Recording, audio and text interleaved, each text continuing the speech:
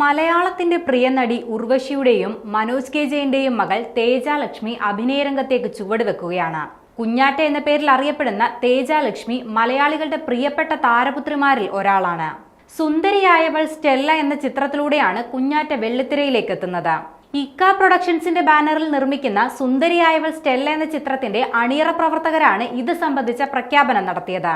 Stella എന്ന title കഥാപാത്രത്തെയാണ് കുഞ്ഞാറ്റ ഈ ചിത്രത്തിൽ അവതരിപ്പിക്കുന്നത്. നവാഗതനായ ബിനു പീറ്റർ രചനയും സംവിധാനവും നിർവഹിക്കുന്ന ചിത്രമാണ് സുന്ദരിയായവൾ സ്റ്റെല്ല. സർജാനോ ഖാലിദാണ് ചിത്രത്തിലെ നായക കഥാപാത്രത്തെ അവതരിപ്പിക്കുന്നത്.